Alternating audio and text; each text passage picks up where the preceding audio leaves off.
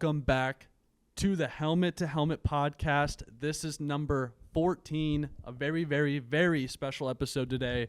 If you are watching this on Wednesday, the upload date, it is my birthday, so everyone please comment and tell me happy birthday. I'm pandering for it.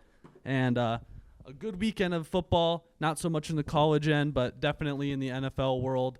And let's dive right in. We'll recap the BeZRK bets, and it's starting to hit tragedy. The BeZRK bets went two out of 6 for the weekend, which now puts me negative for the first time at 33 and 34. I did text Luke this the other night. I'm never betting against Ohio State for the rest of the year. I've done it 2 weeks in a row now, and 2 weeks they've covered the spread. The Rutgers one not as bad, though. It was close. Yeah, it was only about one. And also, I'd like to issue a formal apology to Notre Dame. I'm sorry for doubting you on the 35.5-point spread.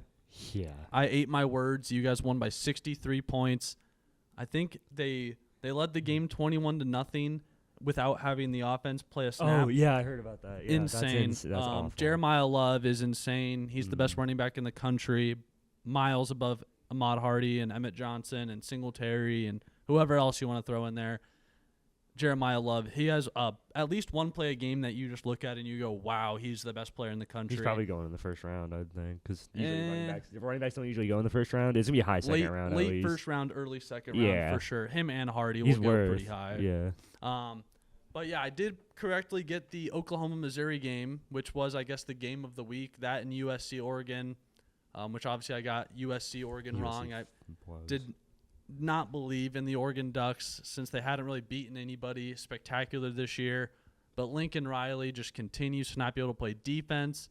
He always has elite quarterback play. He's the quarterback whisperer. He's had 3 different Heismans play for him at quarterback. Obviously, Jalen Hurts didn't win it with him, but Kyler and Baker both did. Oh, no, he has had 3. Caleb Williams, too. So, yeah, I mean, I'm done with Lincoln Riley. He's an awful coach. He just underperforms every year. The other game I got right was James Madison, Washington State, over 42.5. Congratulations to JMU. By the law of the transitive property, they are better than Ole Miss. Okay. They beat Washington State by 4. Ole Miss beat them by 3. Nice. So transitive property, everyone knows that it works in sports. It's never failed. Yeah, and then the other losers I had UConn minus 7.5 at FAU. They only won by 3, I believe. Houston minus 1.5 versus TCU, and they picked up an L in that game, lost outright. So not a good weekend for me of college football betting, but I did end up betting on Penn State to cover against Nebraska, and they did. So that was at least a little bit of a positive for me. But, I mean, other than those games I just kind of talked about in the bets, the only other big games, 2 really that I have, BYU beats Cincinnati.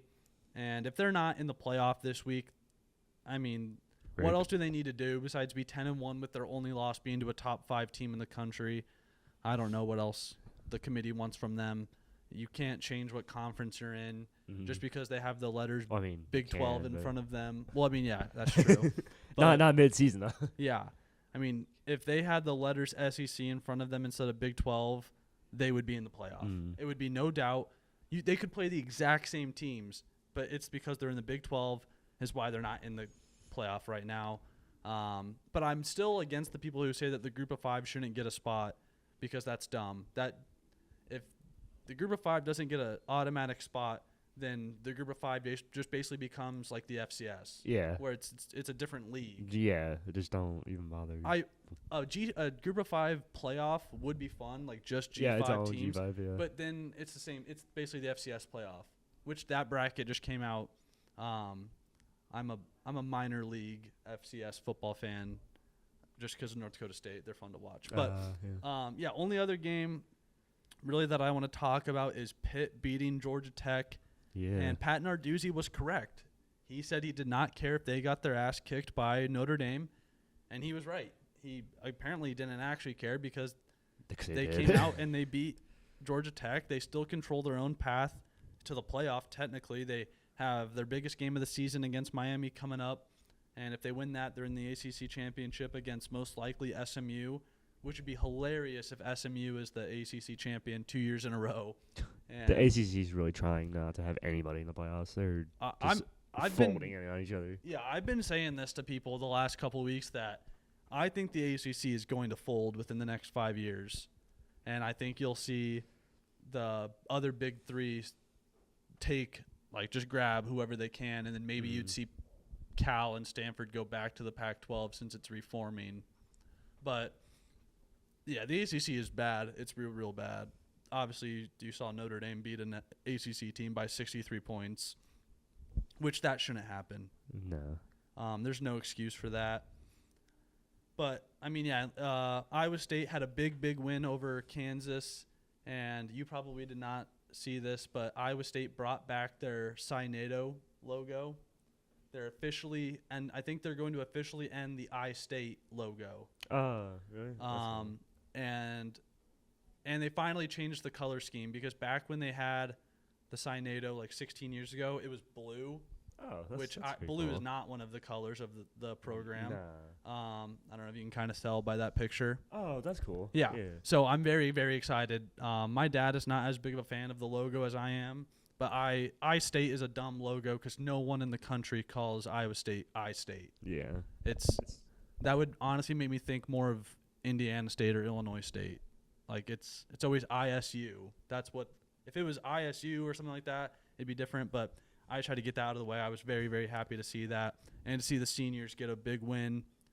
And now Iowa State's kind of doing a what-if schedule. We had that stretch of 4 losses where if we would have just flipped 2 of them, we could still make the Big 12 championship, which kind of sucks. And we were beating BYU for a large portion of that game. It sucks now that we're kind of coming back and winning games. We play Oklahoma State next week. But yeah, I really don't have much else on football recap from college football. It was SEC Cupcake Week, and all the SEC teams took care of business, as you would expect. Yep. Ohio State covers a 30-point spread without Jeremiah Smith or Carnell Tate. I'll probably talk about this more in predictions, but Carnell Tate might not play versus Michigan, and who knows what Jeremiah one of them. Did you see what Jeremiah Smith reposted on Twitter? No. He reposted the video of them fighting in the 2 teams fighting in the tunnel from a couple years ago. And so I think Jeremiah Smith wants that smoke with the Wolverines. I mean, he lost last year where they straight up just tackled him to the ground and get pass interference penalties instead of trying to actually cover him. I will say, it kind of worked. Michigan did just play their best game that they have all year. It's Maryland. I understand it's Maryland, but I mean they were barely beating. They did beat Purdue by 5 points. Yeah, and they beat Northwestern by a touchdown. A game-winning field goal. They beat them by 1 point. Yeah. So see Captain Underpants box. Because I always want that game to be competitive. I don't want it to be a blowout either side. I want some team to get their heart ripped out. Yeah, it is. I know it's been you guys the last 5 years. For COVID, we didn't play. That's true. Also, they were cheating. More on that in the predictions. Yeah, I mean that's going to be what every that's what everybody says. That's what every Ohio State fan says, and then every Michigan fan says it's the easiest game on their schedule. Even in their worst years, they can beat them. But I love it. There's nothing better than rivalries in college football, in college sports in general. I feel like that's obviously where pro sports lack, because pro fans get so offended when their teams have rivals. We can kind of segue this into the NFL. I'll talk more about fan rivalries when we get to the game later. But let's jump over to our NFL recap. All right, I'll get into my bet segment now. I went 3-2 this week, which is better than last week. I went 1-4, and if you count me saying Parker Washington anytime touchdown 2 weeks ago, we count it. Yeah. So I was 2-4 plus the 3-2 week brings me to 5-6. Only one down, which when starting the first full segment with 1-4, only being one game down of even is good for me. Jacksonville did cover versus Arizona. A little scary. I think Arizona was a little more competitive than I thought I'd be, given the Jaguars just beat the crap out of the Chargers last week. But Jacksonville did win in overtime on a game-winning on a field goal to win by 3, and their line was 2.5, so they cover. Jackson Smith and Jigba. His over/under being at 93.5 was insane. He had like 80 at the end of the first quarter. Yeah, he ended with 167. Yeah, so I knew that one was coming to see a guy's jersey here. Also helped me out in fantasy big time.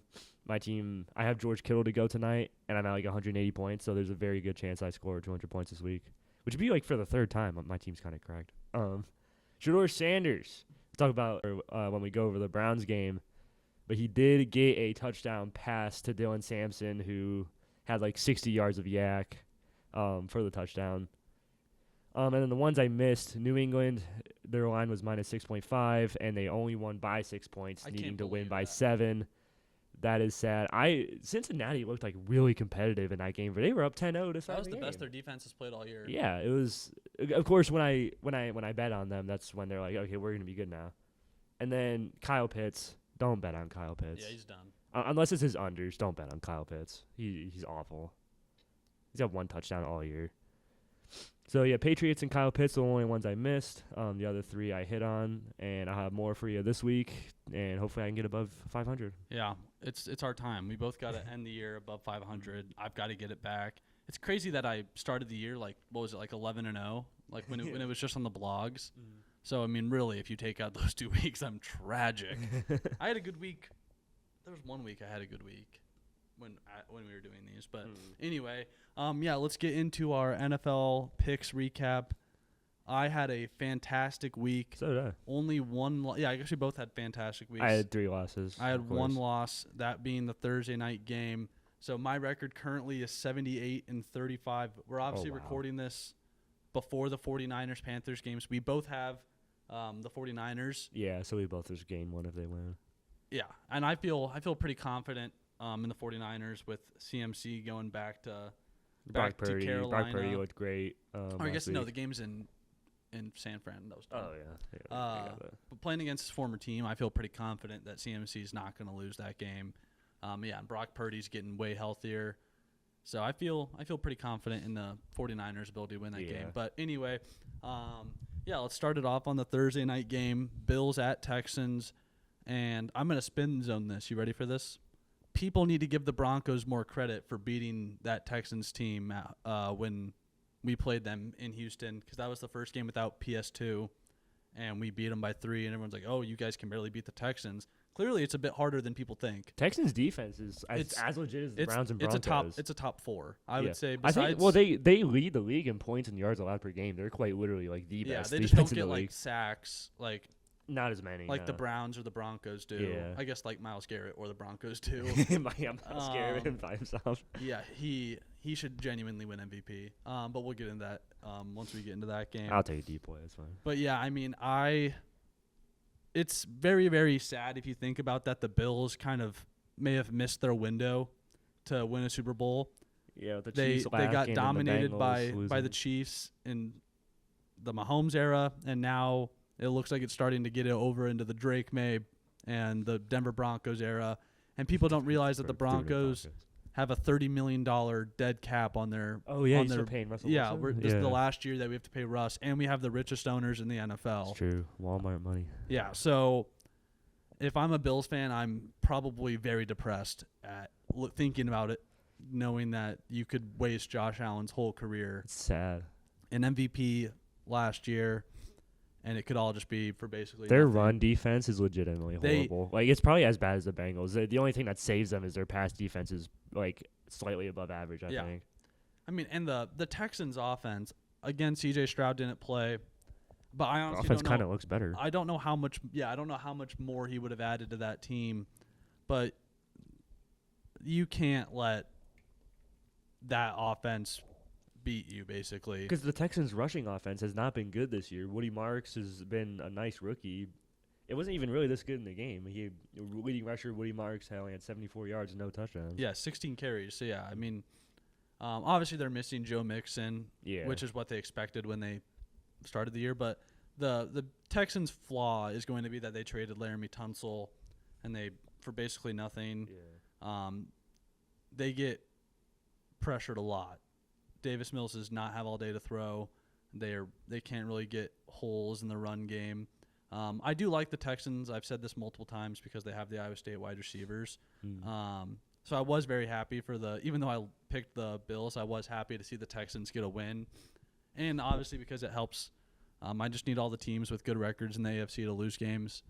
I think their Higgins guy, he was on so Iowa good. State? Yeah, Jaden Yeah, Higgins. he had a big game. Yeah, him Hutchinson and Jalen Knoll, all Iowa State guys. But yeah, like I was gonna say, all the AFC teams with good records need to lose, just so that way they can show that they're fraudulent. I want it to be Pats Broncos AFC Championship, just like the good old days. I want it so badly. I want all these bandwagon Chiefs fans who have only started following football in the last few years to really remember who owns the AFC. I saw a stat since 2017. It was like the teams with the worst records. It's obviously like Commanders, Browns, or I think it was like Giants, Jets are the two worst, and then it was like a mix of like the Dolphins, Commanders, Browns. But the Broncos have a top 10 worst record since 2017, which is 1 year after they won the Super Bowl. Yeah, because they were you didn't get it. Until last year, they were awful. Yeah, you haven't had a quarterback since Peyton Manning until you got Bo Nix. So. Peyton Manning was barely even a quarterback. Yeah, he kind of was. Brock Osweiler did. People forget that Brock Osweiler started a lot of games that Cleveland year. legend, Brock Osweiler. Houston Texans legend, Brock Osweiler. Dude, he got that bag from the Texans. Yeah, it was. Yeah, because it was before he went to the Browns. He was the Texans quarterback, and the Texans wanted him gone so badly that they traded a second-round pick with him to the Browns, and that pick became Nick Chubb. That's crazy. I didn't even know that. Yeah. That's funny. Thank you, Texans. But yeah, let's move into Sunday. I'll say it every time. Thank the Lord for no more international games. I had to work on Sunday morning.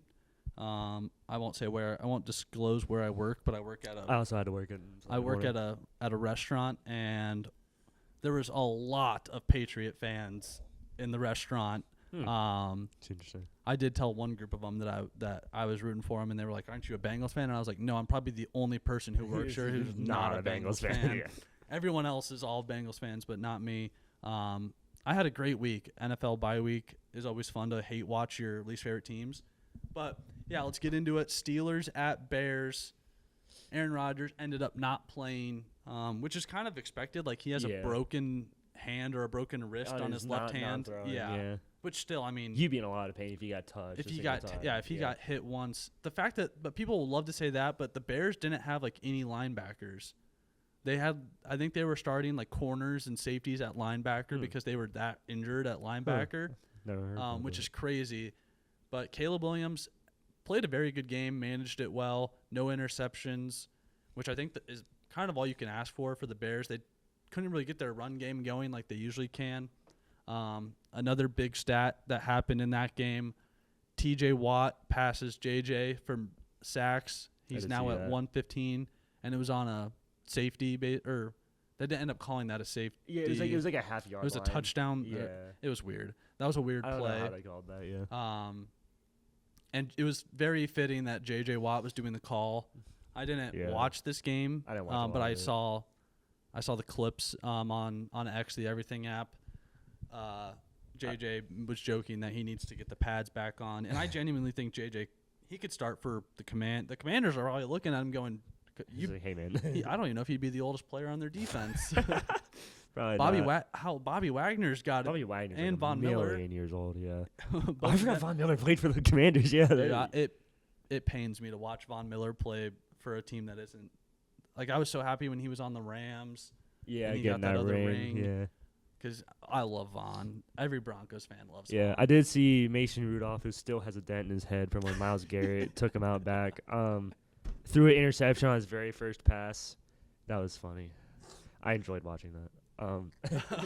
God, that Mason. It's kind of like the Mark Sanchez butt fumble. Oh yes. Like, you hear Mason Rudolph, all you think is. That's all I picture is Myles Garrett with that helmet in his hand, just swinging down. Texas A&M boys, Myles Garrett, Von Miller. Oh yeah, that's right. Texas A&M produces. They have another dude this year. Another good edge rusher. Von Miller and Myles Garrett's kind of a big billing to live up to, though. As both Hall of Fame guys. Yeah, I mean, both Hall of Fame. I mean, Von Miller single-handedly led a team to a. Did he Super win Bowl. the Super Bowl MVP? Yes. Okay, so he should have. The year where they beat the Panthers. Yes, Yeah. he won. Well, obviously we lost by 40, but the one year. Well, yeah. But yeah, that DJ Moore finally healthy again for the Bears. He had 2 touchdowns, and I love Ben Johnson. He's doing good work. He is such a great hire. I don't know if Aaron Glenn was such a great hire for the Jets, but Ben Johnson, I am addicted to watching their post-game locker room videos. Like he just has so much electric, energy. Yeah. Like he seems like a coach that everybody would want to play for. Very, very smart guy. He manages their games well. He doesn't put players in positions or in spots where they're not going to be successful, which I think was the Bears' problem for a long time, was forcing things. They had hacks at head coach with Nagy and Eberflus. And, yeah. I mean, yeah, it's funny how the Bears they're 8-3 now, top of the NFC North. And honestly, I think that the rest of the NFC North teams are fraudulent. I do not think the Lions and Packers are that good this year. Packers are super inconsistent. The Lions got issues without Tucker Kraft. I would say out of all the NFC teams currently in the playoffs, you would want to play the Packers the most. Probably. I mean, their defense is good, obviously, and you can't really run the ball on them. But it's just like 1 week you're losing to the Panthers, and then you're beating the Vikings, and it's just like you can't lose. You can't lose to the Browns and the Panthers and consider yourself like a Super Bowl caliber team. Oh, I'll see where the Panthers go from here, though, because Bryce Young did just have like a 400-yard passing game and stuff like that. If the Panthers win tonight, then they're first of the NFC South. Oh, man. Because the Bucs are falling apart. Yeah. To be fair to the Bucs, their schedule they're so hurt. Their schedule is insane. They have a gauntlet, and they're very, very hurt. Yeah. But I remember the Baker Mayfield for MVP type. Can't always have excuses. Yeah. But yeah, let's jump over to the game that we kind of mentioned, Patriots Bengals. Weird game. The fact that the Patriots only win this game by 6 points without Jamar Chase, T. Higgins goes down in the second quarter earlier, or maybe it was third quarter. He goes down, and I'm pretty sure their third string wide receiver was out too. Yoshivash, I think he was out. Yeah. So they were playing like nobodies at wide receiver, and they were still able to I think keep Jake it Browning close. made an appearance in this game too, because I think Flacco got hurt for a minute. Yeah, I think he did. I think you might be right on that. Sorry, I'm still trying to find the Texas A&M dude. I can't remember his name, but he's a beast. But yeah, Drake May that was his worst half of football, I think, that he's played this year. Was that first half? That pick six was bad. Pick six was awful. But then Flacco threw an even worse one. Haven't seen that before. Yeah. Oh, Cassius Howell is the guy from. He is the guy from Texas A&M. He's a beast. He has 11.5 sacks on the year. Ooh, wow. That's good for college. Yeah. Yeah. That's good in the NFL. As Will Campbell would say, if you get 1 sack a game, you're going first round pick. If you give up 1 sack a game, you're working at Amazon, which is kind of true. Yeah. But yeah, the Patriots, they win though, and I can't blame them for winning a game by 6 points. That'd be very hypocritical of me as a Broncos fan to get on a team for not winning by enough. The Broncos are the kings of winning every game by 1 score. It's just how it happened though. Like being down 10, like 10-0 at the beginning, and not being able to move the ball on this Cincinnati defense. The Pats have been. I think they start the game down almost every game. Like yeah, that's true. I've seen a bunch of things about that. Like they start 7-0 down, or they start 3-0 down, and they always find a way to come back. So that might be an interesting bet for you to have. Is bet if Pats give up first score, bet the money line. Yeah, that would be an interesting. That'd be interesting. Yeah, an interesting one to have. And the Pats don't have a hard schedule. They haven't had all year. That's what people are concerned for the Patriots. They play the Bills and the Ravens. Other than that, they got Giants, Jets, and Dolphins. So they're guaranteed a minimum 3 wins. But it's going to be a fun one in the AFC. I'm really looking forward to it. The Bengals should not play Burrow. No, Burrow should not play again this year. They said that he could play Thanksgiving week, and I'm like, don't do that. There's absolutely no point. I understand if he gets hurt again, they're done. Yeah, they're done for next year too. Yeah, I mean they have all this money invested into their skill position players with no line on either side of the ball. No. Trey Hendrickson's out. I don't think Trey Hendrickson plays again just because he doesn't want to, because he's gonna leave after this year. It's already determined. Yeah, it's going from bad to worse for Bengals fans. And also, I would honestly, the Dolphins have 4. They're under a lot of the teams in the standings. So they might end up with a way better pick than you would expect. I think the Browns have a better chance at getting another win over the Bengals. I would. Yeah, because we got the Titans to play. Honestly, the Bengals should just start Jake Browning every game now. Yeah. And just accept the tank, because at this the funny thing is that they're not mathematically eliminated because of how bad their division is. Yeah. The Giants got mathematically eliminated this week. They? Yes. I did not see that. Yep. They're the first team out. I think they are the first team eliminated. Getting eliminated before Thanksgiving is kind of hard to do. Sad. Even the Browns haven't done that. Although it's kind of been handed to us. But yeah, speaking of the Giants, we'll move over to that game. Oh, Browns-Bengals Week 18. That could determine a draft pick. That could be for a draft pick. Loser gets a better. You think at the beginning of the year, maybe they're fighting for a playoff spot? No. Draft pick. But yeah, Lions-Giants. This was a Jameis Winston game at its core. 18 for 36, 366 yards, 2 passing touchdowns, and a receiving touchdown where he broke a tackle too. I love this man so much. I'm telling you, the Broncos should trade for him just to have him as the backup in case Bo ever goes down. He's a great culture guy, just to be a backup, and everyone loves him. It's so funny how the Giants have the most loved and most hated. I would assume that most of the young guys on the Giants probably make fun of Russell Wilson. And neither of them are the starting quarterback. The most loved and the most hated, and neither of them are starting. I started bawling, laughing, because I forgot that Russell Wilson is their captain, and so they threw that game on after the Vikings-Packers game to watch the overtime, and watching Russell Wilson go out there with a helmet on just to go back to do the coin flip, just to go back to the sidelines to sit down. Gosh. It made me laugh so much. I do not like Russell Wilson. I don't like him either. I don't know if that's obvious. He said things about my head coach. Sean Payton had nothing to do with Bountygate. Don't look at me like that. I don't know. Don't look at me like that. He didn't. It was the defensive coordinator. To be fair, yeah, Greg Williams. Yeah, he hasn't worked with the Browns. He was a ringleader. Sean Payton definitely knew about it, but that doesn't he knew about it, but Greg Williams is definitely the ringleader. This was really the Jahmyr Gibbs game. I mean, 219 yards on 15 carries with 2 tutties, and that one... 60 fantasy points. That overtime touchdown, he did it himself, yeah. He scored. It looked like he ran 50 yards in a second. I mean, he is so fast. Yeah. I love that running back duo. Obviously, David Montgomery, Cincinnati native, Iowa State legend. So everything to love about him. And yeah, Wan'Dale Robinson actually had a good game too for the Giants. I hate that guy. You don't like Wan'Dale? Well, just because I played against him in fantasy this week. Oh, yeah. I like him because he transferred away from Nebraska. Yeah. And then he went to Kentucky. Kentucky, yeah. Yeah, he was a beast at Kentucky. Yeah, I actually don't care about him. He just screwed my fantasy team. Okay, well, that's fair enough.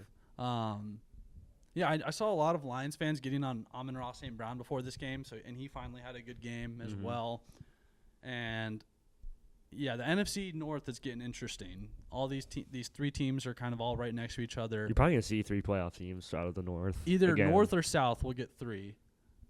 I'm not counting out the Cowboys. Or that's the West. The West. That's the East. The Cowboys are the East. Yes. Okay. No, but I think the West might get. Oh, the NFC West. Okay, yeah. Sorry, I definitely messed with how I worded that. That was my fault. But yeah, I think the North or the West will get 3 teams. I'm not counting out the Cowboys' ability to string things around because they look like a different team now. But we'll get into them later. Yeah. Any thoughts on Lions, Giants? Anything else? Going to overtime against a 2-9 team as a contender is not good. But I mean, the Packers lost to the Browns and Panthers, and the Vikings lost to the suck. Giants. Did they? Oh, they did. That was Jackson Dart's first game, I think. Yeah, but this Giants team is way, way worse than that Giants team. Yeah, that beat the they Eagles. didn't have Jackson Dart or Scadaboo this time, so there's concern with the Lions, but they're 7-4. They're still 3rd in the division though because the Packers have the tie. Yeah, so I hate the tie. The tie is so dumb. It makes things so confusing. But there's definitely concerns with the Lions. Yes, definite big concerns. Also, I do want to add that the Giants are probably doing the best tank in NFL history. They already have their franchise QB, franchise running back, franchise wide receiver 1, and then they have their D-line set. They basically just need to either trade back, which I think they're going to trade back. Probably. Because they're going to get a top 5 pick. I think they either trade back to maybe the 7 or 8, and then they get an offensive lineman, or they get an elite, like defensive back player, yeah. Yeah, like a DB, because they can't stop the pass at all. Yeah.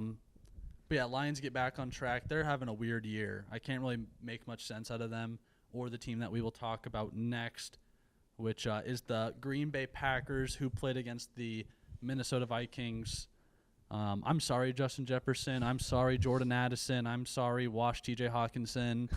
I'm sorry, Aaron Jones. I'm sorry to everybody on the Vikings roster other than J.J. McCarthy. Because J.J. McCarthy blows, and it makes me so happy. I like every part of me wants to troll you with J.J. McCarthy, but he didn't beat he was a system Buckeyes a single time. Yeah, it was Blake Corum and Aiden Hutchinson. Yeah, that guy too. But it's not like I think he would be. J.J. McCarthy would be good at quarterback for the Vikings if they still had the Dalvin Cook run offense. Yeah, but they just don't run the ball. And that's what made him really, really good in college was how good Michigan's run game was with the offense. They had one of the best offensive lines in the country and one of the best running backs in the country. So, yeah, a lot of disappointed fans in the Minnesota area, and a lot of owners happy with the Packers. Owners as in just their fans. Yeah. That's still the dumbest thing in the NFL, by the way. They don't have an owner. You don't like that? I hate it. It's so stupid. I don't like the Packers. Oh, yeah.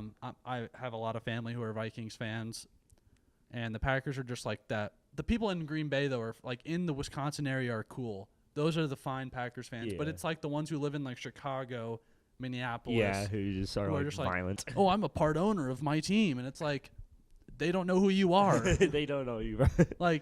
No player on the team could name your name. It's not like you're Jerry Jones. You're some dude who works a 9 to 5. You probably work for a bank or something. You don't own the team. You are not an owner. Yeah. I also don't like Jordan Love. And since Josh Jacobs isn't playing, I don't care anymore. I love watching Josh Jacobs play football. So, yeah, Vikings are in major, major panic mode. They probably need to draft a quarterback, which is sad to say, because I'm usually on board of give a quarterback more than, I don't know, what has he started, 6 to 8 games or something? I'm not gonna say it. He started started less than 10 games in the NFL. Usually I'm give him a chance, but he really sucks. I mean, he's missing guys badly, and Justin Jefferson is very visibly not happy, and if he pushes Justin Jefferson away from the organization, that is going to be the nail in the coffin. Yeah, because that is honestly, your franchise player. Yeah, if you're the Vikings, you go up to Justin Jefferson and you ask him what he wants to do. Yeah, because he's the guy. I guarantee he would say that he wants Kirk or Sam Darnold back. Probably, because those guys gave him the ball a ton, and Jordan Addison too. Yeah, Kirk Cousins was a quarterback for Justin Jefferson's Offensive Player of the Year season, where he had 1,800 yards. So.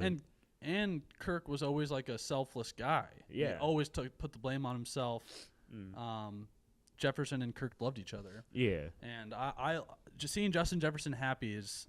I like Justin Jefferson. He's one of my favorite non-Browns players. I just got his jersey along with Jason. Yeah, so. I love Jettas. I went to a Vikings game a few years ago, and it's just everybody there. He's all they ever talk about.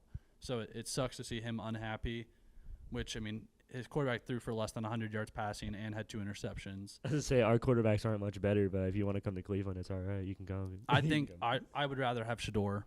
I would rather have... Shador is accurate. He's actually very accurate. And he'll throw it down there. Yeah, his issue is... the ball near him. Yeah.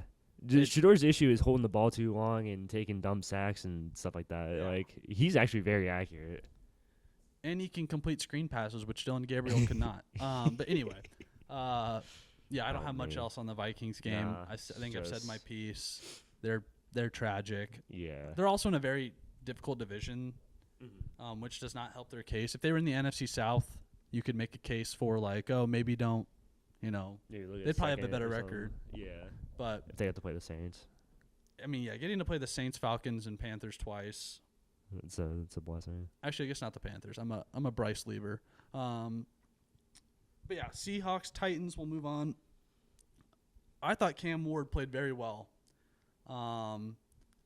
Titans never really out of it. They were down like 30-13, I think, and that's kind of like when you knew they were gonna lose, but they keep fighting. Yeah, I mean, you just look at if you look at the box score of this game and you look at Titans receiving leaders. I mean, most people have not heard of these guys. Yeah, it's like DK and Ella Manor. I mean, Restrepo is the one that everyone knows because he's the Miami kid. He played with Cam Ward in Miami. Yeah. He got his first start, I think it was. So that's cool. But the Titans, I don't even know what they draft. It's everything except quarterback. They need everything except for maybe a running. I guess I don't even think Pollard is a long-term solution. No. Tajay Spears might be nice for a little bit, but yeah, I need some guy. But this is more about how awesome Jackson Smith-Njigba is. He's getting dangerously close to an NFL record. He's actually on pace to break the receiving yards record. Yeah, he's already got the Seahawks single season record, and it's week 12. He's coming for NFL. It would just be if he does do it, I'd like to see him do it in 16 games. That's true. I don't want the asterisks the of the 17th game. Like Saquon Barkley's 2,000-yard season last year. Yeah, 17 games. If Adrian Peterson, I think when he almost broke Marshall Faulk's record or Eric Dickerson's record, he was off by like 5 yards. It's like, okay, he would have broke it by 100 yards if he had an extra game. Yeah. So, again, I don't watch the Tennessee Titans play football, so I did not watch this game. I just watch Red Zone every week, so there's actually a lot of that. I watch highlights of like the touchdowns, so I did see JSN's touchdowns, and yeah, if I was a Vikings fan, I definitely would not be watching Seahawks games and just being like, oh wow, this quarterback can hit a slot receiver that looks very similar to Jordan Addison. Would be nice. Yeah. Would be nice. Yeah, I've said this before. Cam Ward reminds me a lot of Drake May last year, where if you watch him, you can tell there's potential there, but he has zero help. Yeah, like there's nobody else on that team. I still don't even think Drake May has that much help. I don't think the Pats receivers are. So Stephon Diggs he's older and he's not in his prime anymore, but he's serviceable. Hunter Henry's good. Kayshon Boutte, I think he got hurt. Yeah, I love the I forget who called it, but he had like a wide open touchdown. One of the announcers goes, "Booty wide open." That's how I feel about the Broncos wide receiver unit. Yeah. They're starting to get really they're starting to build a lot more chemistry though, which is good. I think Marvin Mims returning helped a lot. Troy Franklin's very good. Troy Franklin's getting there, but it's definitely not like the Vikings or the Cowboys, Bengals, stuff like that. Bengals. Yeah, it's something like one of the bottom 15 or bottoms. It's something on the bottom half of wide receiver units in the NFL, I would say. But anyway, enough about my team who had a bye week. Moving on, we have the overtime game of Colts-Chiefs. I guess the Giants game went into overtime too, but like I said, it was over very quickly. Yeah. I did say I wanted the Chiefs to win for narrative, and that is now the Broncos only need the Pats to lose, which I kind of said is going to be difficult to get that number 1 seed. Bills might split with them, though. Yeah. Because they already lost one, so they might beat them. But, I don't know. The Chiefs are weird. They kicked a lot of field goals. I don't think they're that good, really, still. The Colts are, they're good, I guess, sort of. This game really didn't move the needle for me in either direction on what I think of these teams. Yeah, I don't know if I mentioned this, but I went 10-3 this week in picks with the 49ers yet to play, bringing me to 65-48. Colts were one of the 3 teams I lost on. I picked Bills, Colts, and Eagles. Those 3 were all L's. I was really upset at this game because I wanted the Colts to win. I picked the Colts to win. And not only did they lose, the Chiefs are a solid team despite their record. But not only did they lose, it was like a choke job. Like they were up. Yeah. It was a choke job. They were up. This looks like 20. 20-9 at the end of the third quarter, and they gave up 14 unanswered, 11 in the fourth, and then a field goal. They went after they went 3 and out. They in went overtime. 3 and out in overtime. Yeah, I did see that. It's sad day for the Colts. Yeah, the Chiefs just don't look creative enough anymore. Like their schemes. I've seen a lot of Chiefs fans online. I know it's usually negative after losses, but whenever like they lose, they don't blame a player. They blame Andy Reid. So it might be time for Andy Reid to take his place in Canton, call it a career. I mean, he's a first ballot Hall of Famer. Oh, for sure, yeah. One of the best coaches of the last 20 years, for sure, definitely. I mean, he's won with 2 different franchises. He's built a dynasty, so he can ride off into the sunset and go eat cheeseburgers all he wants. I wouldn't complain. I think the issue is still Matt Nagy at offensive coordinator. Yeah, it's tough to say because you don't know like the inner dynamics of head coach, OC, like what they're all doing, but they need to do something different because the talent-wise offense is still there. Like it should be. You have Patrick Mahomes. He's not even 30 yet. Yeah, Travis Kelce's getting older. I think Xavier Worthy and Rashee Rice are very good, but none of them are very similar. None of them are like a they don't have superstar. They don't have like a big guy, like a tall receiver, like a Cortland Sutton, a Mike Evans. Yeah. Like Pickens. T. Higgins. Yeah. Yeah, someone who like is a jump ball catcher deep down the field. They have like a lot of speed guys, so it feels weird sometimes when they play and their wide receivers run different routes, but they should be running like theoretically like the same route because they're like it's the same player. Yeah. Obviously Worthy is way faster than everybody, but the kicker Kareem Hunt had a good game. 30 carries, 104 yards for a touchdown. Yeah, Pacheco seems to have gotten lost in the shuffle. I don't know. Yeah, kicker Hunt though is good. He's that's one of my favorite. Yeah, he's not going to be sustainable, though. He's kind of old. Yeah. So I think the Chiefs need to get better at the run game. They should have given up a third-rounder for Breece Hall. I have no idea why they didn't. That might be like decision. What cost them. And Breece Hall, we can segue into that game. Yeah. Jets-Ravens. Breece Hall does not want to play for the Jets. He's done. He had that bad fumble in the red zone. He did have a good game still. 4 receptions for 75 yards. But yeah, Ravens take back NFC North, top of the division. The Steelers just blown completely because the Ravens were 1-5 at one point. The Browns and then the Bengals. Joe Burrow's hurt. So like the Steelers just had the opportunity of a lifetime for a free division win, and they blew it. The Ravens getting that win over the Bears without Lamar is going to come. That was pivotal. That was huge. To have Snoop Huntley win that game is kind of saving their season. They didn't really look the greatest in this game.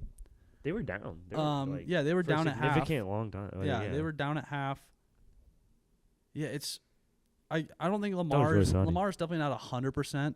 So he's not as mobile. He hasn't really ran the ball too much since he's been back. He also just took an ass whipping last week from the Browns defense, even despite winning. So he's probably like just in shock. Yeah. But yeah, the Ravens did not look particularly great in this game for a long time, but they scored. It was the third quarter. They scored 14 and shut out the Jets. Yeah, that was. If you can put up 14 in a quarter on the Jets, that's pretty much all you ever need to win. That's kind of what you need to do. Yeah, you don't really need to do too much more than that against that. Especially with Tyrod Taylor. I mean, he might be better than Justin Fields, but. I mean, the Jets know that they're either going to get Dante Moore or Mendoza. Something like that. They're drafting the quarterback their first pick that they get. They're probably not happy that the Cowboys are winning games. Because they need the Cowboys to tank. Yeah, they have the first round pick. But they probably were happy that the Chiefs won. Kind of like I think the Cowboys getting the Packers picks are going to age well for them. But that's just my opinion. Yeah, I don't really have too much else on the Ravens game. They're going to win the division. Probably. Steelers are going to finish 9-8 somehow. It depends on Aaron Rodgers' injury. We all know it doesn't. We all know. Well, I mean, not for finishing like 10-7 or 9-8, but just for like how competitive the Steelers will be down the stretch. They're gonna have a winning record because Mike Tomlin. But they're 6-5 already. They only need 3 more wins. Let me look at their schedule real quick. The Steelers. Yeah, I know they got Bills next week. That's a loss. Bills. Actually, honestly, the Bills aren't even a surefire loss at this point because their run defense is so bad. They got the Ravens week 14. Ravens twice. Yeah, Ravens twice, the Lions. So Dolphins and so they're gonna need to So split with the Ravens and then beat the Dolphins and Browns probably. So that's how they get to. I think they're gonna go 9-8. They'll probably like split with the Ravens. Dolphins, Browns. Beat the Dolphins. Probably sweep the Browns again, and my friends will let me hear about it, despite us being absolutely trash. Yeah, not an impressive thing to sweep the Browns. Anyway, but yeah, let's move on to someone's game of the day. Browns Raiders. Oh man, it's time, baby! It's time. I was so time. I'm genuinely like not kidding. I was so happy for you, because the Browns fans, they deserved one. First quarterback to win his first career start in Cleveland since Eric Sire, 1995. I was not even alive. I was -6 years old. I was a lot more than that. So Shedeur Sanders didn't even have a fantastic game. 11 for 20, 209 yards, a touchdown, and an awful looking pick. Just a rookie mistake on that pick. To be fair, like it was just a bad throw. He also had that Jerry Jeudy stupid fumble, and if that's not a fumble, then that's like another. Yeah, that would have been like another 30 yards. Yeah, Jerry Jeudy. They would have been driving, so they could have put up another touchdown. Jerry Jeudy. You do need to talk about that a little bit, I think. Yeah, professional football player Jerry Jeudy. Gosh, yeah, he finished with one catch for 39 yards. I don't think that counts the fumble. Because I think if you fumble the ball, it takes away the catch in yards. Yeah. At least it does in fantasy. I'm not sure if that does in real life. The rules all get weird because there was something like that in the Bucks-Rams game where the Cade Otton like was bobbling the ball but then held it and then the Rams guy stripped it from him. Yeah. And technically that counted as a pick and not a fumble. Yeah, because he didn't have possession. Technically maintain control, but like that's not Baker's fault. No. So it's weird. But I'll let you take over. Big touchdown pass to Dylan Sampson, who took it 60 yards to the house. I like Dylan Sampson. I wish we would see more of him. I think him and Judkins can be a fantastic. I think it's going to be Nick Chubb, Kareem Hunt, because Sampson is a small, fast guy. He showed off his speed on that screen pass. That dude is fast. And Quinshon Judkins is obviously the big bruiser type. Although there's kind of issue with Quinshon Judkins that his yards per carry is like not good. Of course, he got put in Wildcat on the goal line 2 times for 2 touchdowns. I like Judkins. I think he has a lot of potential. But I don't think our run blocking is great for him. It looks better for Dylan Sampson. Dylan Sampson did get 3.3 yards per carry. Quinshon Judkins got 2.9. I think both of them are very good. It's not really there. I think we need a better offensive line before we can really judge that. Like, to be fair, if you were to highlight what do the Raiders do the best out of anything, you would say stop the run. Yeah, their run defense isn't awful. Like having Max Crosby. Is very good in the run. Like, oh my gosh, yeah. I just looked at how many sacks and how many yards Geno Smith took. I would get into that. Yeah, 10 sacks for the Browns as a whole. Myles Garrett, of course, gets 3. Malik Collins gets 2, 77 yards on sacks. Isaiah McGuire gets 1. Young guy getting in there. Devin Bush gets 1. Schlesinger did not, but he led the team with 11 tackles. He's gonna win defensive rookie. Though. Yeah, he's gonna win defensive rookie of the year. He's a stud. See, he was drafted as a replacement for Jeremiah Owusu-Koramoah. They might have like the 2 best defensive rookies. Yeah, Mason Graham. So I think Mason Graham is right behind him. Yeah. Yeah. So Carson Schlesinger, he was drafted as a replacement for JOK because he had a career-threatening injury. I don't know if he's going to come back or not when he got his neck injured by Derrick Henry. Not in a dirty way. That's just what happened. And so Schlesinger was his replacement, and he might actually be better, which is insane because JOK is a stud. Yeah. So they called out Cameron Thomas got a sack, and They said Cam Thomas got a sack. And I was like, doesn't he play for the Nets? Yeah. I was like, Cam Thomas, am I watching the NBA? Cam Thomas is requesting a trade. Yeah. So I know this is unsustainable. This is probably going to be Shedeur's best game of the year, except I want to see if he plays against the Titans, unless Dylan Gabriel plays again. It is obvious Kevin Stefanski despises this man, Shedeur Sanders. And I don't know if it's Shedeur himself or if it's the owner forcing him to pick him, or DePodesta, who's now gone, or Andrew Berry. But taking him out on the goal line to put Judkins and Wildcat 2 times is a very obvious message to whoever Stefanski's trying to get it across to. Because I heard my dad said that Kevin Stefanski had no part in trading Joe Flacco. Because I think it was either Andrew Berry or DePodesta or whoever wanted Shedeur Sanders to at least be the backup because he was number 3. He was the third quarterback. So they traded Joe Flacco without Stefanski's input. So Stefanski is giving a proverbial middle finger to the management above him by doing that. Of course, Shedeur Sanders still cashes my bet on the touchdown pass. Myles Garrett now has 18 sacks in Week 12. After Week 12, I guess.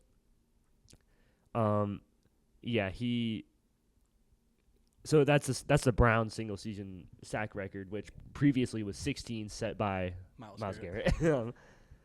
He's only 2 or 3 off the record now. He's at 18, and the record is 22.5, so he needs 4.5 sacks to tie. 5 sacks in 5 games to break the record. I think that's very possible, of course, with playing the Titans. Hopefully he plays every game because I don't know if he's going to sit Week 18 if it's a meaningless game, which is against the Bengals, and their O-line's not getting good. So, yeah, I know I'm just kind of rambling. I know it's unsustainable, and it's not going to work against better teams, but I'm enjoying this week. It's perfect timing. Yeah, I feel bad for Geno Smith. I did say it. I said it once this year that him and Jameis are good for the league because of just the quotes that they give out. Shedeur's kind of entering that conversation. Yeah, I'm what they've been looking for. And then he said I know I've had a lot of haters. I ain't going to listen, or I ain't going to he said something. He said it was in the post game. He's like, a lot of people want to see me fail, and it ain't gonna happen. That's what my dad doesn't like that. My dad low key might be racist. Not really. But he doesn't like the whole. He thinks it's cocky. He thinks it's what Baker was doing in Cleveland before being traded. He was super cocky and everything, which it kind of is. Especially in the pregame interview, he said, he basically said, "I'm what they've been looking for." Yeah. So that is. Talk your shit, twin. I mean, he won, but it is just the Raiders. I think that's a good thing, though. I think it's good to have confidence. Yeah, he's confident in himself and his abilities. My favorite thing was he said, imagine me with the whole offseason. It's going to get scary. I was like, buddy, you still play for the Browns. He still play for them. I don't know how scary it's going to get. We need to get some offensive talent around him. I think it's the same situation as Dylan Gabriel and Joe Flacco. There's no offensive talent around him besides the running backs and the tight ends. Our wide receivers are terrible. Our offensive line is trash. I saw one of the funniest tweets of all time yesterday about was it being set up for success? Because I think I know what you're talking about. Name a better mentor-mentee quarterback duo. This is Steve goodness. Young and Joe Montana. Is that guy? That's not real. That has to be satire.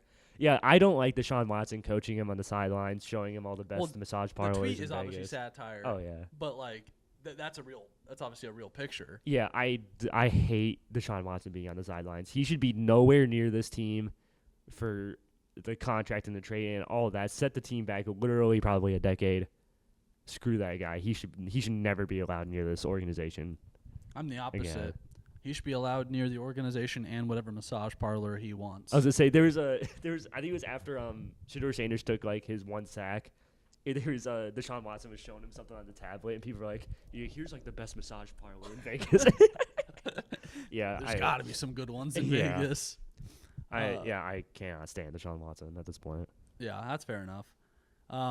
Moving on, Jaguars, Cardinals. We did mention this a little bit earlier. We don't spend a whole lot of time on this one since there's another couple of games to talk about. But Jaguars get the win in overtime, and the NFC South, or not the NFC, the AFC South, which has been awful the last 10 years, basically.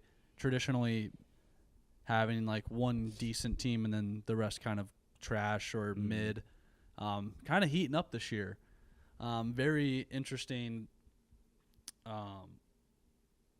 The Cardinals make no sense to me. Jacoby Brissett threw another 49 passes. I don't know what it is with. It's a crap show in Arizona. It's a weird time in existence for the Arizona Cardinals. They kind of just some NFL franchises I just feel need to hit a reset button and restart it like everything, like a fantasy draft. They need to redraft everything. Like, obviously, Trey McBride is good.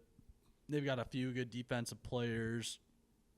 But, I mean, outside of that, they don't really do a whole lot great. Jacoby Brissett, I would still say, is better than Kyler. Oh, yeah, for sure. And Black Ops 7 just came out, so Kyler's out of the building. He's not worried. He's worried about other things. Pretty sure they usually do double XP weekend to start. So I don't even know if he was at the game, to be honest. I don't know if I saw him. Yeah, I didn't watch. I don't know if he. I only watched overtime. But yeah, I really don't have a whole lot to say. Jaguars get the win. They keep going. Cam Little, he's a fun kicker. That's all. Yeah, and their record keeps getting better, which makes our draft pick worse. I just now thought of that, but oh, I forgot that you guys have the Jags pick. Whatever. It's so fine. I don't think that the Jags is sustainable. Let's see. I think they got to play the Colts again. They play the Colts twice. Oh, they play the Colts Titans twice, Jets and Broncos. So probably 3-3. Okay, so that puts them at 10-7. No, that's not. That's great, that's playoffs. So that makes their pick probably low 20s. That's not. I think Cardinal Tate's probably gonna be gone. But I mean, your pick is what you guys still have your own pick, right? Yeah. So that's 3 really and 8. It's gonna be up there, but I feel like Cardinal Tate's gonna be gone by the 20. He's not going past the teens, that's who I want. Really, that's who I want. Broncos to get Cardinal Tate so bad, there. Or Concepcion from Texas A&M. He's really good. But the one dude from USC is obviously the number Lemon from USC. I've not heard of him. I don't even know if he's coming out this year. We'll have to look after he. I think I've heard his name because his name is Lemon. He's insane. Him and the dude from Arizona State also supposed to go very, very high in the draft. Yeah. There's a lot of good wide receivers that are coming out in the next couple I have a years. feeling we can get a good wide receiver with our later picks. We should probably take an elite offensive lineman with our pick. Yeah, definitely should get Caden Proctor from Bama. Whoever's he's the best a tackle. one, yeah, best available offensive lineman probably. But yeah, we'll move on. Kind of a boring game. Falcons Saints. I did predict correctly that Kirk was going to get this dub. I don't know how any team. Too, I don't understand how any team can be an underdog against the Saints. I don't care if it's home away. Insane. That was the freest money line I've ever seen in my life. Yeah. I love Kirko. He's such a baller. He's one of my favorite white boys in the NFL. I mean, he didn't even play the best game of all time, and I thought he didn't have to. I thought Tyler. I still will never pronounce his last name. He actually didn't play that bad. Still not great, but Atlanta was able to get a lot of pressure on him. They forced an interception. Saints are in purgatory. They're in hell. Chris Olave is doing all he can. I feel bad. Poor Chris. Chris Olave. Poor Chris.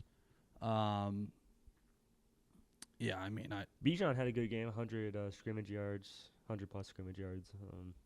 That's kind of that's kind of like defensive touchdown for the Saints is their only touchdown of the day. That's tough. Their offense it's so bad. And they've already announced that they won't trade Chris Olave, so Chris is in absolute hell. Actually, both these teams are playing for draft picks. Actually, no, the Falcons don't even have their first round. Oh draft yeah, pick. they just screw the Rams. That's all their fans tweet about is how like the Giants all tweet about how their tank's going amazing, and then the Falcons are like we don't even have one. Yeah, they don't even have they have no incentive to tank. No. Which is funny that they're still awful. I think Raheem Morris is going to be gone at the end of the season. Yes, definitely. They need to fire that whole staff. Their defense is actually okay, I think. That Jeff Ulbrich dude, they got a defensive coordinator. He's pretty good. Well, Raheem Morris runs the defense too, so like the defense has been good, but their offense, they just need to. I think Ulbrich is the play caller on defense. Honestly, not even kidding. Well, especially with Drake London out, it was bad. Yeah, real bad. I don't know. It just always whenever like I see like the Falcons just being so bad on offense, it makes me miss Matt Ryan and Julio. Julio Jones, yeah. I actually missed the thing I missed the most about them is when Matt Ryan would throw picks and then you'd see Julio sprinting downfield to try to kill someone. Yeah, Julio Jones is the OG DK Metcalf chase down. Yes, yeah. he walks so DK could run, and Julio ran way faster than DK. Julio's people insane. forget Julio, Alabama. He started the whole like Alabama wide receiver thing. Yeah, he was like the first. Then it followed with Judy and Ruggs and that all the busts of Devontae that. Smith. Yeah, Minus Devontae Smith, the bust. Jalen Waddle's pretty good. Waddle's okay. He's a good number 2 guy, I think. Yeah, I mean, I guess that's unfair to Waddle. He's pretty good, but I was just like Ruggs and Judy and Ruggs. Ruggs for a different reason. Ruggs was looking good before his unfortunate. I'm always surprised that Jerry Jones has never tried to get Ruggs out of prison. That seems like the most Jerry Jones. If he gets out, Jerry Jones would 100% sign him. Him and Pickens. What a oh duo. My gosh, that would just be insane. And CeeDee Lamb too, even. Yeah. But let's move on to that game. The game of the week for sure. Eagles Cowboys. I watched every single second of it. I bet on the Cowboys money line. What a fun game it was. George Pickens. By the Eagles. Pickens is so good. I think he's better than CD. He had to make up for CD. Had like 4 drops in this game. Yeah, and one was in the end zone. Yeah, wide open. I don't know if you saw the one play. They called it a defensive pass interference on DeJean, but Pickens still adjusts to his back shoulder mid-play and catches it like a 50-yard pass. Yeah, Pickens has looked great since joining the Cowboys. He's insane. But CD did have a big catch late in the game too that kind of jump-started their whole comeback. I think that's when Pickens works best as a number 2 jump ball guy to CeeDee Lamb. Like I think if you can get a second corner, like a second string corner on him, not like your best guy. But I love Dak, just for the fact that he's one of the few quarterbacks in the league that will just chuck it deep. Yeah. Like I've got guys, they'll catch the ball. I trust. Like it did not look good at the start of the game. Dak was missing CD a lot. Like in terms just not. They didn't seem like they were on the same page. Javonte Williams had a good game too, but Pickens, man, he is so good. Yeah, he's been going nuts. This Cowboys team is moving different now after these trades. And DeMarvin Overshown and Malik Hooker coming back from injury, that helps them out a big time too. I really did not think that those 2 guys, plus getting a little healthier, was going to really make that much of a difference, but it clearly has. Yeah. In the second half, their defense went full shutdown mode. Didn't allow a single point in the second half. A lot of fumbles for the Eagles. Saquon, who really never fumbles, he had a fumble. The punt return one was ridiculous. Did you see that? I heard the call, but I wasn't watching it. I think I was driving. I had it on, so I had to focus on driving. So yeah, it was in the fourth quarter. The Cowboys punt, and the guy catches the ball at the 1 or 2 yard line and tries to run it out. He gets hit, ball knocked out. Cowboys recover. They don't end up scoring on that drive because they turn it over on downs. That was the one where CD missed the touchdown. Yeah. But the fact that he even ran that ball out was insane. Like I've never understood why guys think that, like, just let the ball go into the end zone. Yeah. Or if the kicking team is good enough to down it at the 1, okay, well they down it at the 1. You know, that's good like, enough. Some of these returners are so dumb. Yeah, they think they're Devin Hester. It makes really Kenny Nwangu on the Jets, who went to Iowa State, is actually only 2 return touchdowns away from Devin Hester's record. Oh, wow. No one talks about it. Yeah. Exactly. It's a record that you didn't know was close. But he has nowhere near the yards that Devin Hester does. True. That's either gets tackled or scores. Yeah. Yes, basically. Devin Hester would have a long return even. He'd get like 30-yard, like a minimum. He'd have a 30-yard return every game. But yeah, I mean, I was so impressed with the Cowboys' comeback. It was their largest comeback in franchise history. Down 21-0 to come back. I mean, the Cowboys haters are getting real quiet after that one. Absolutely choke job by the Eagles. I also just love how the Eagles, and really just Philly fans in general, are probably like the most critical of their own team out of any fan base on the planet. Yeah. Like any other fan base would be thrilled pretty much to be 8-3. I can't imagine many fan bases that'd be I'd good be 8-3. Yeah, I was like, could like Cardinals, Panthers, Saints, Falcons, they would all cheer to be 8-3, and the Eagles are 8-3, and they're like, yeah, we need to fire Sirianni. He's trash. Fire Patula. Jalen Hurts is garbage. AJ Brown's right. Like all this different thing. The Eagles just can't run the ball. No, yeah, they can't. I don't know what happened in them this year, if it's because the offensive line's banged up. Also do not understand why they don't give the ball to Tank Bigsby more. Feels like Tank Bigsby can be an explosive second guy. Yeah. But Saquon having 10 rushes for 22 yards is a weird. That's awful. Not a good stat line. His haters are getting really, really loud. I don't know if Saquon has many haters. I don't think he has a lot of haters himself, but he plays for the Eagles. So yeah, the Eagles have haters. Significant amount of haters. But, yeah, very, very impressed, like I said, with the Cowboys to come back. And they play the Chiefs on Thanksgiving, which is going to be a banger. I'm hoping for the Cowboys to win and, maybe end the dynasty. Hope so. All right. Sunday night football. This game was over real quick. I didn't even watch it. Bucks at Rams. After this the first funny. quarter. So my best friend who's a Cowboys fan, him and I, after we won Cowboys money line bet, we were like, okay, well we got to put something on Sunday night football just to have a reason to watch it. So we bet the Rams spread, which was 6.5. We bought it down to 6.5. It was 7.5. And he's like, should we do something else? I'm like, yeah, it might be fun to bet Matt Stafford to pass 3 touchdowns. Maybe parlay at with Devontae Adams touchdown. There you go. It hit with 3 minutes left in the first half. I got so scared. They threw it. We talked about that pick 6 where it really shouldn't have even been counted as a pick. K-Dot just couldn't catch the ball. He got stripped from him. I went to bed at halftime. Thank the Lord I did because there's only 3 points scored in the second half. Yeah, the Rams are – the Rams are a buzzsaw. They're way better than I ever. It's the Rams to lose in the NFC. Yeah. Their wide receiver core. We didn't mention them. Puka and Devontae as a duo it's absolutely insane. It's up there with CD and Pickens. Yeah. They're only missing like a really solid third guy. The third guy's like Tutu Atwell or something. He's all right. He's hurt, I think. They just have all those white tight ends. Yeah. That's kind of what they mix in. And 3 dudes. Kyron's a beast too. He's a pretty. They've been getting Blake Corum more involved as well. Yeah, I bet you love to see that. I'm just glad he's not like good. But yeah, really good. I don't know. The Bucks are in trouble. Like I said this earlier. The Panthers, if they win tonight, take over first place in the NFC South.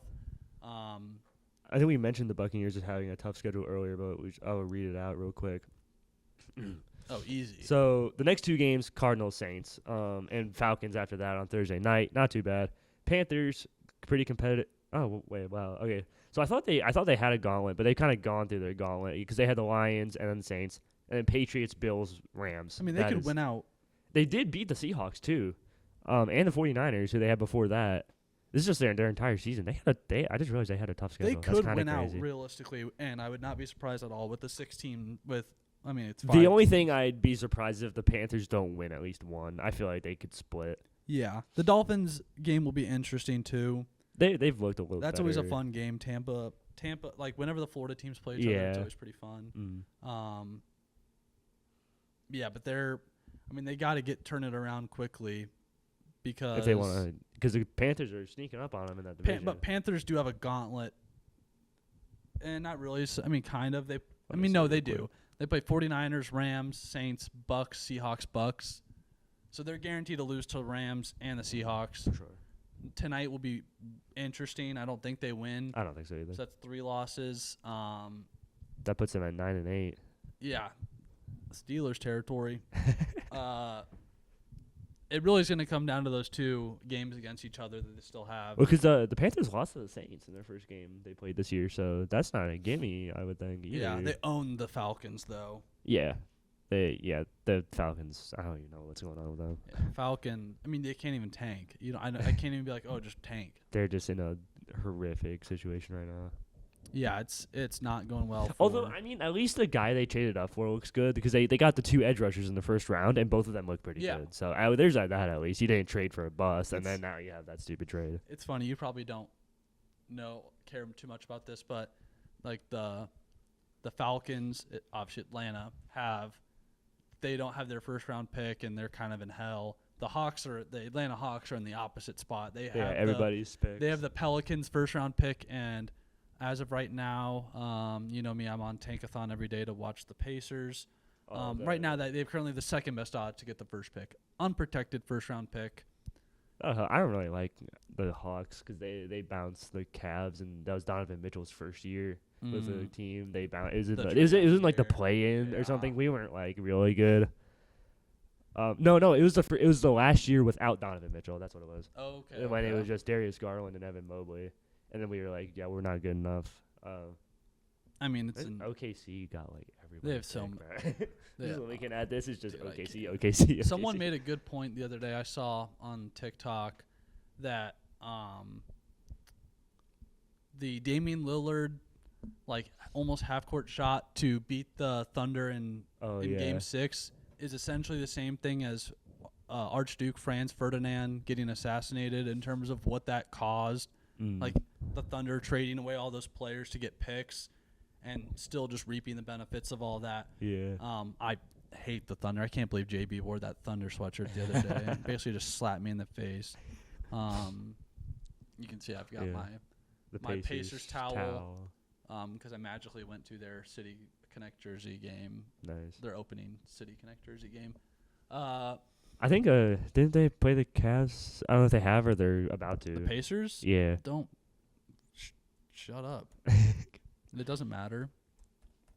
I mean, we better win. If we don't win, I'm gonna be angry. We already did play you once this year. It was the very first game. No, we played you like our last game and we lost. But December 1st. Yeah, we're not. We already played you guys once, I think. In-season tournament, November 21st. Yeah, just a couple days ago. Yeah, we won the game. No. Yes. We won the game. We're trying to lose every game. Oh, well, yeah, but we won. In our eyes, we won the game. We're trying to lose every game and have Pascal and Nembhard ball out. That's the goal. Yeah, but like even if you lose with the lottery, you're still not guaranteed. You could be like the Wizards. I need it to be a top 4. I mean, yeah, if you get a top 5 pick, you're gonna get a good player. Because the Wizards, the Pelicans, and the Nets are going to be very hard to be worse than all year. I honestly feel bad for the Wizards. They've been like the worst team. The city of Washington had their one chance last year. Yeah. I guess the Nationals. Was it because they've been like the worst team for the past like 4 or 5 years, and they gotten like every time they're in the lottery, they got like the 5th pick. Like they just keep losing the lottery. Yeah. Well, and they picked Alexander Sarr, and he's not like an all-star caliber player yet. He might become one. Who knows? But they're in a bad place. They're having a worse. I said this to my friend yesterday. I think they're having a worse stretch of runs than when like the Sixers were tanking for like 5 years. And the Sixers got like three first overall picks out of that. I'd say at least the Sixers got their guys. Yeah.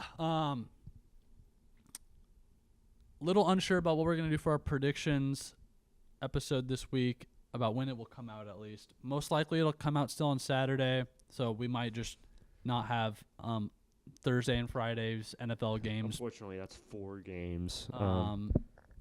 I'll still make my picks before that. No, because then we're gonna record. Well, we're gonna record on Thursday. Yeah, we're gonna record beforehand. Saturday. Okay. It'll just be released afterwards. I'll still have my bets for y'all. I'll make a Thanksgiving Day special bet. Because I usually don't bet on Thursdays as a general rule. Because Thursday can just get weird. It does get weird all the time. Yeah, this week for me is college basketball feast week. It's time for Iowa State to put belt to ass on Creighton tomorrow. That will be the best birthday gift I could get would be Iowa State just absolutely laying the smackdown on those frauds at Creighton. People might think I'm an Omaha hater. Incorrect. I'm a University of Nebraska Omaha fan, not a Creighton fan. I believe in public education, even though I went to private school, as I'm currently wearing a private school sweatshirt. Nice. Anyway, let's jump it over to this week's Boils My Milk. All right, welcome to another week of Boils My Milk. Finally together for it. Last week it was separated because we had to do it separate. But anyway, what's got my milk boiling this week is SEC Cupcake Week. I know that it ends. This is like basically the last year of it since they're going to 9 conference games. And you can say, oh, well, they do it this week. That way they play decent games in the beginning of the year. No, they still did Cupcake games in the beginning of the year. I'm looking at Texas A&M. They played UTSA and Utah State. Actually, they're a bad example because they played Notre Dame. Wrong. Ignore that one. Georgia played Marshall, Austin P, and Charlotte. They obviously play Georgia Tech next weekend. What else should we like? You can go to every single team in that conference, and they all play I think Alabama got a cupcake week 2, because I know they played Florida State week 1, but I think week 2 was UNL Monroe and Wisconsin. Wisconsin? Wisconsin's a cupcake that early in the season. They were at least. They were cupcake at any point in the season. Yeah, I mean, it's so dumb.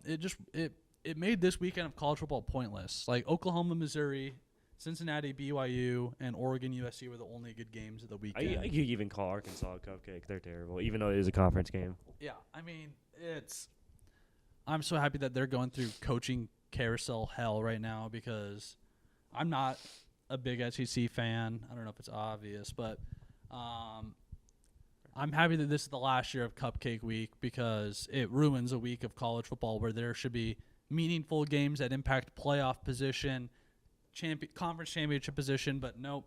Let's play Samford, Charlotte, Eastern Illinois. Looks like, I think Auburn played Mercer. They were tied at 1.2. Yeah, it was they were 14-14 before Auburn, of course. South Carolina played Coastal Carolina. LSU almost lost to Western Kentucky. Almost lost. It's crazy. Like it's ridiculous. I hate it. So that's what's got my milk boiling this week. Me, I got a little homer for my milk boiling is I mentioned earlier, Kevin Stefanski pulling Shedeur Sanders.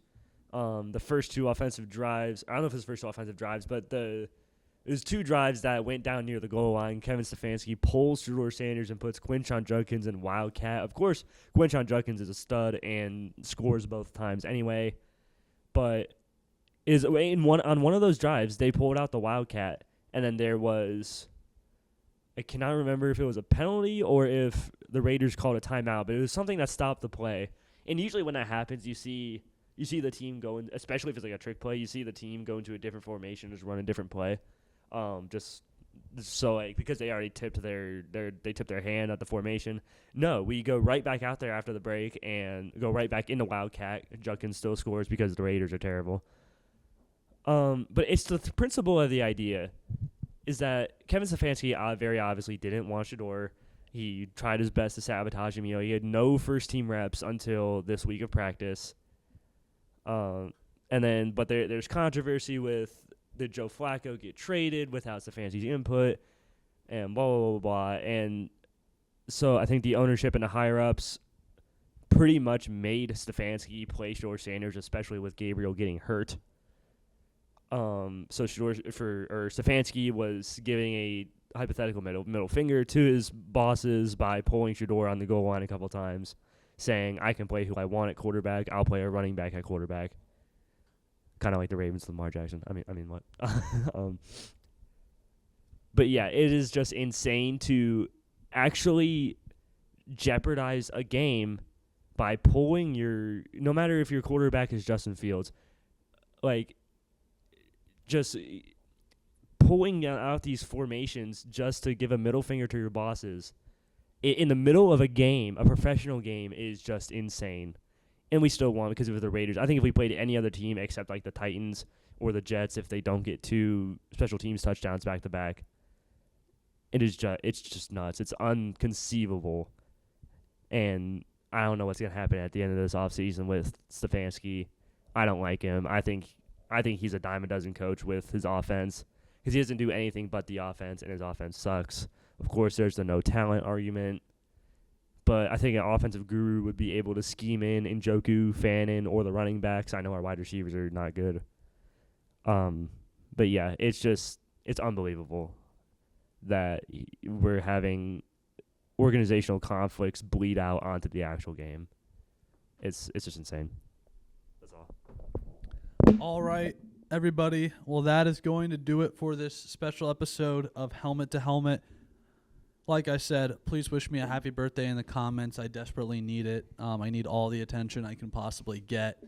And as always, if you do not like and subscribe, Brian Kelly will be your head coach and will sue your university for $50 million. Other than that, have a good Thanksgiving, everybody. Be thankful for your families. Be thankful for football.